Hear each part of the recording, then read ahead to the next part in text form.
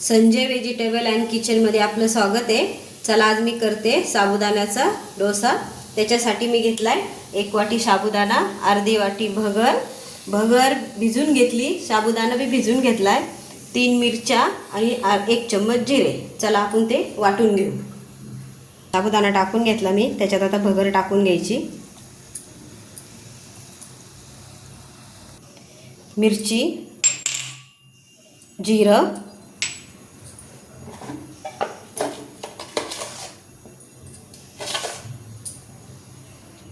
अर्धा चम्मच मीठ। हे झालं बघा छान वाटून मस्त।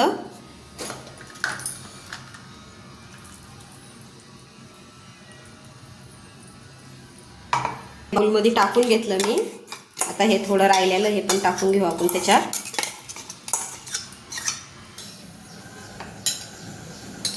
बारीक नाही वाटून घ्यायचं, एकदम थोडासा साबुदाणा दिसला पाहिजे, छान दिसतो डोसा।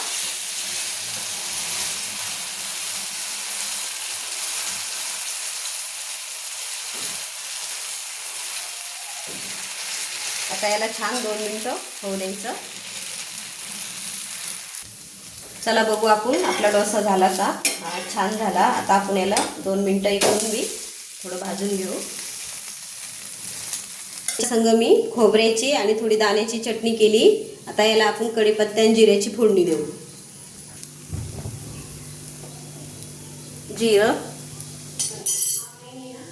कढीपत्ता,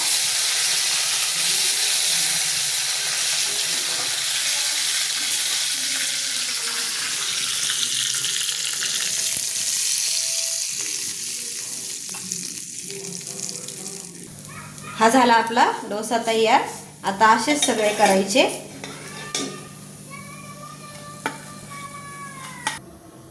हे झाला आपला साबुदाणा डोसा तयार।